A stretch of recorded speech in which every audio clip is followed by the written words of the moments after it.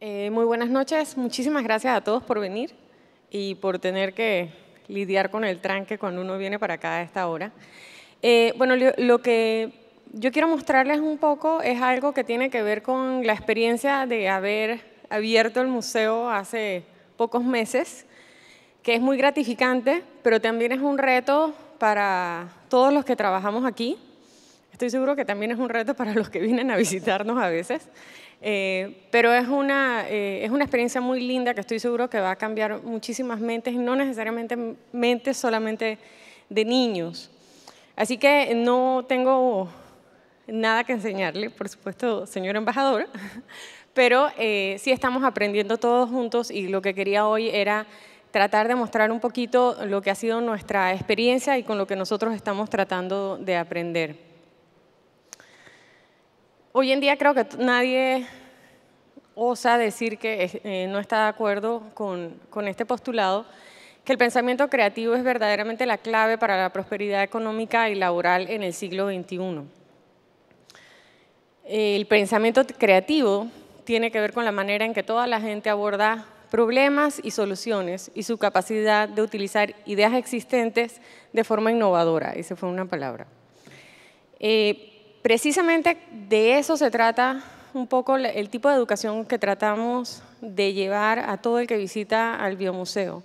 Tratar de cambiar la forma en que nosotros podemos ver todo aquello con lo que estamos conviviendo todos los días. El pensamiento creativo es la base de la prosperidad laboral y económica en el siglo XX.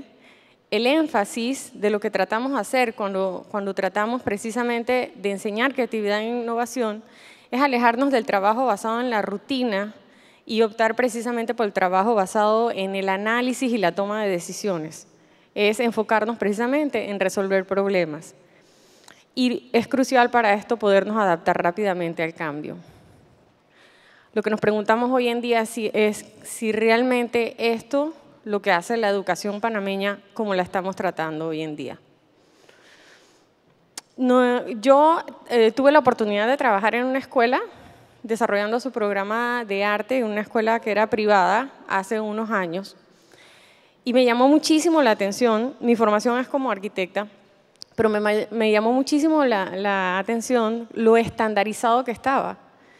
Y hubo un momento en que realmente me horrorizó el hecho de que había un grupo de niños que le estaban tratando de enseñar sobre Van Gogh y la forma de enseñarles sobre Van Gogh era repartirles una fotocopia con un dibujo de girasoles y todos lo tenían que pintar. Y el que lo hacía bien era el que lo pintaba de amarillo. Y con esto pretendemos que estábamos enseñando de forma creativa o estamos enseñando sobre Van Gogh. Entonces, en este tipo de educación hay, por supuesto, algunas cosas que se repiten. Y estas son las cosas que en realidad terminan matando lo que es la creatividad. Normalmente tenemos una idea muy precisa del resultado al que queremos llegar antes de iniciar. Esto es lo que tenemos que lograr. Y si nosotros sabemos qué es lo que queremos lograr antes de empezar el camino, pues definitivamente no va a haber absolutamente nada de creatividad en ese proceso. Tenemos reglas concretas que todo el mundo debe seguir, pero no tenemos muy claro por qué se determinaron esas reglas. Entonces no hay un cuestionamiento a los procedimientos en ningún momento. Es más importante que el proceso de evaluar sea fácil que permitir una multiplicidad de respuestas. Y esto es a lo que llegamos, lo que conoce todo el mundo en los pareos, el llenar estos exámenes que son más fáciles versus hacer exámenes con preguntas abiertas. Y finalmente tenemos miedo de promover la competencia o crear retos entre los alumnos por miedo a que los va a frustrar o se van a sentir inferiores o que van a generar algún tipo de roce entre ellos. Me faltaba una.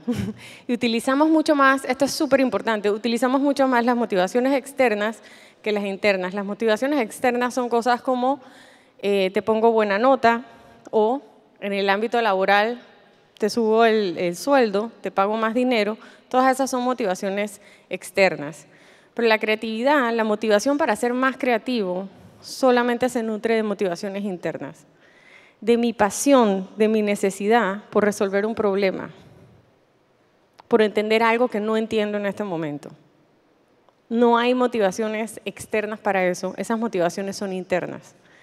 ¿Cómo nosotros desarrollamos ese espíritu? Por supuesto en chicos, pero ese espíritu también se puede desarrollar en adultos. ¿Cuáles son los retos de crear una cultura de creatividad en Panamá? ¿Cómo podemos lograr esto de lo que estamos hablando? Bueno, el primer problema que nos encontramos es que la creatividad en realidad nos da muchísimo miedo. Ser creativos es abandonarnos a no saber cuál es esa respuesta a la que vamos a llegar al final del camino.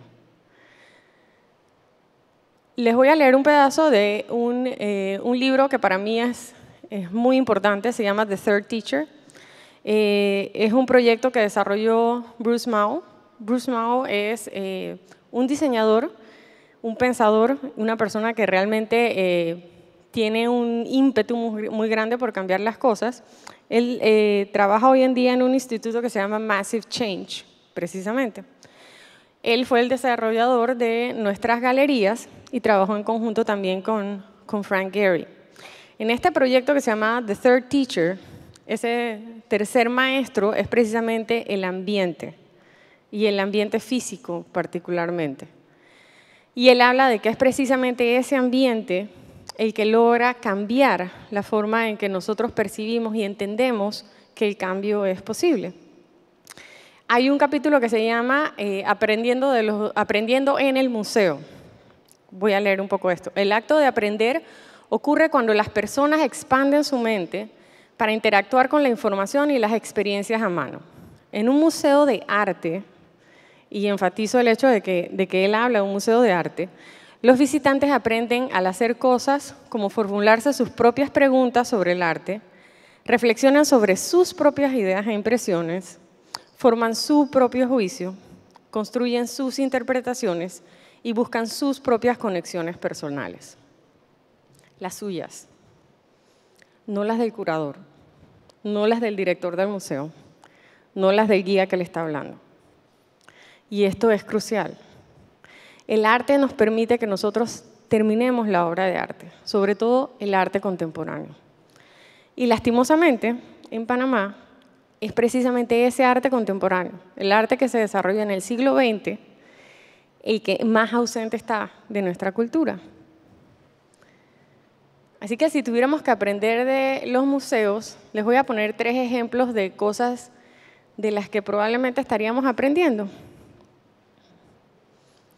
Esta es una pieza de Damien Hirst, un artista británico que es bastante controversial. Traté de buscar una de las que fueran menos controversiales. Y él tiene una serie que se llama su Dot Series, que son solamente círculos de colores en una superficie. Esta es una pieza de Mauricio Catelán, se llama La Nona Hora. Ese es el Papa Juan Pablo II y un meteorito. Y esta otra también es de Mauricio Catelán, que se llama Caput. No pretendo en ningún momento explicar de qué hablan estas obras, que son obras que aluden a temas muy importantes que nos tocan a todos. Definitivamente son imágenes sugerentes, son imágenes que nos hacen preguntarnos siquiera si eso se puede considerar arte, pero es en ese tratar de considerar qué es lo que el artista nos está tratando de decir, en ese proceso en el que hay un vacío entre lo que tenemos enfrente y nosotros, en el que realmente no sabemos cuál es la respuesta, en donde la creatividad empieza a funcionar. Donde tenemos la certeza de qué es lo que está al frente de nosotros y que lo podemos codificar. Y ojo, si tenemos un Velázquez enfrente de nosotros, no necesariamente porque creemos que entendemos lo que está ahí, es que lo estamos entendiendo completamente. Pero el sentir esa certeza de que lo comprendemos todo es una de las cosas que más rápidamente mata la creatividad. El segundo problema que encontramos en una sociedad como la de nosotros es que amamos la innovación, pero nos hemos divorciado de todo aquello que la genera.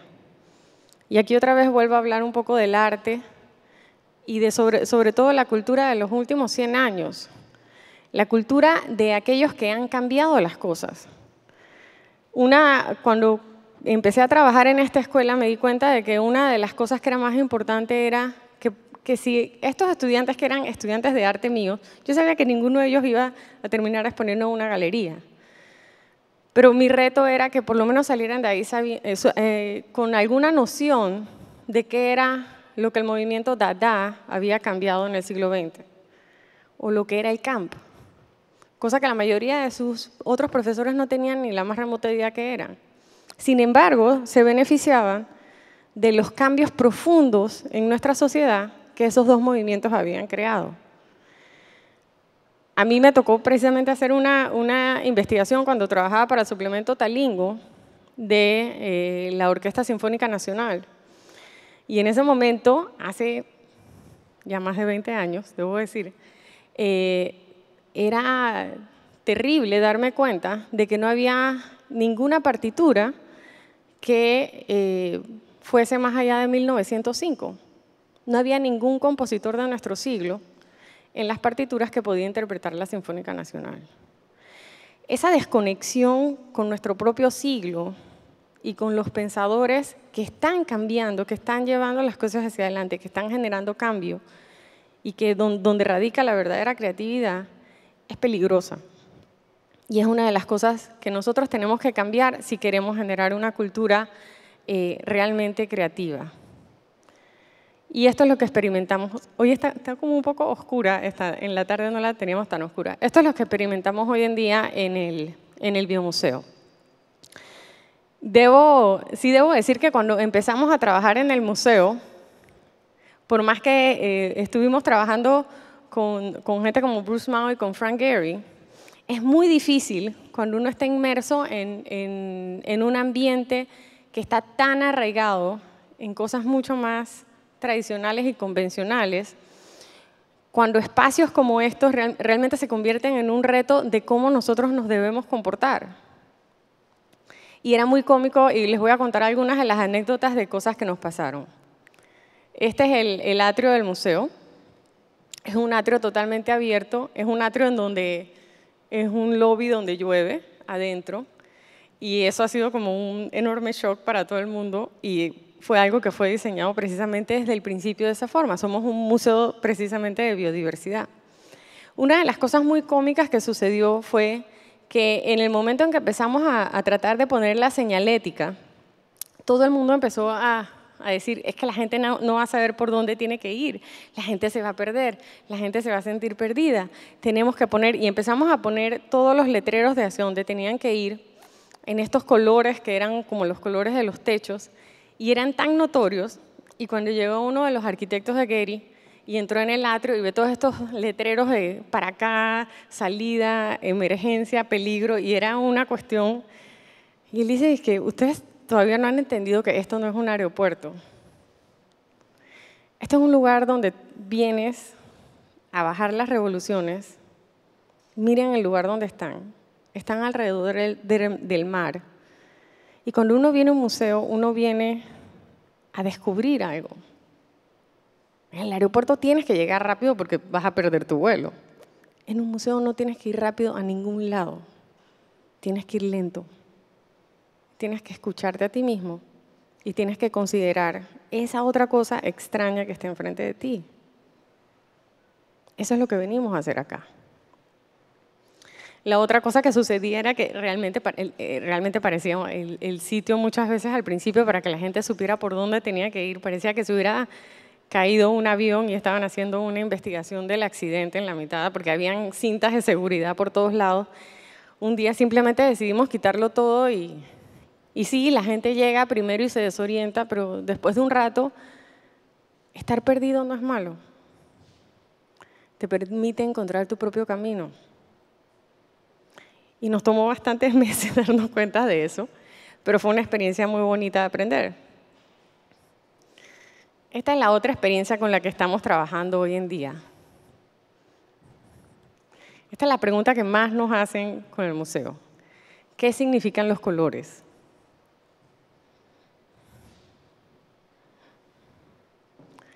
Y la respuesta es no sé. ¿Qué significan para ti los colores? Pero en esa pregunta nos dice mucho de lo que espera la gente. La gente quiere normalmente la certeza de algo. Si yo les digo que parece una guacamaya, por el resto de la vida el museo tiene los colores de una guacamaya y no va a hacer ninguna otra cosa. No va a hacer ninguna otra cosa que me hable a mí. Pero si tú te quedas en silencio un momento y le preguntas, no sé, ¿qué significan para ti? Vas a tener todas las respuestas más maravillosas del mundo. Van a ser los techos de metal del Chorrillo. Va a ser un nido de mariposas en una rama de un árbol. Va a ser millones de cosas que son las que precisamente el arquitecto quiere que nosotros pensemos cuando vemos esas formas. Y entonces el museo es de nosotros, no de la persona que dijo que eso era una guacamaya. Pero siempre la certeza de saber, de estar seguros de que no vamos a decir lo que nosotros sentimos y hacer el ridículo, es mucho más fuerte. Y contra eso es con lo que hay que pelear si queremos buscar creatividad. Por mucho tiempo hemos querido favorecer siempre la visita de nuestro programa escolar porque realmente es la forma ideal de amarrar el contenido curricular de las escuelas y el contenido del museo. Realmente tenemos un programa escolar y aquí tenemos a Adriana Sautú precisamente que lo ha desarrollado. Y es una forma extraordinaria de poder aprovechar el museo como una herramienta para aprender lo que tenemos que aprender en la escuela. Lastimosamente no hay más gente haciéndolo, pero es una cosa que es fantástica. Pero esa es una de las herramientas que tiene el museo. Sin embargo, la visita menos estructurada también tiene un valor. Y tiene un valor muy importante tomando en cuenta cuáles son esas deficiencias que hoy en día vemos precisamente en nuestra sociedad. Y es la gestación de una verdadera cultura de creatividad. Venir y perderse en el museo es una lección en creatividad. Es una lección en realmente despertar el cerebro y tratar de buscar nuestro propio camino, nuestros propios significados. Y de ahí entonces eso me lleva a pasar al tercer reto que nos pone esta sociedad. Asociamos siempre la creatividad con el ocio y la ausencia de responsabilidad. Pero la creatividad es la búsqueda de una solución. La búsqueda de una solución con métodos menos convencionales. Entonces hay una gran responsabilidad asociada a eso. El museo es un umbral, un puente entre lo que el visitante conoce y cree y las posibilidades nuevas de nuevas percepciones y experiencias. Toda forma de comunicación es un paso en el camino de un entendimiento más profundo. Esto es parte del manifiesto gráfico del Biomuseo. Esto también es parte del manifiesto gráfico y aquí Bruce Mau ha hablado un poco de lo que decía Magritte. Eso que no conocemos, para poder llegar a conocerlo, necesita un diseño, necesita un proceso para que realmente podamos apreciar la belleza que hay intrínseca en él. En ese proceso radica la creatividad. Y lo que hace el museo, precisamente a través de sus espacios, a través de lo que no es evidente, es prepararnos para ese camino. Lo que nosotros queremos lograr es precisamente un modelo que nos ayude a entender ese proceso. El arte es la única disciplina en la que podemos estrellar el avión y alejarnos del desastre sin que nadie salga herido. Tenemos realmente que atrevernos a equivocarnos, a perdernos, a no saber qué es lo que va a pasar. En ese proceso hay una enorme capacidad para poder aprender. Y si realmente queremos creatividad e innovación para tener prosperidad en el futuro, los invito a que realmente la próxima vez que vayan al museo se pierdan un poco y no se fijen en los letreros. Gracias.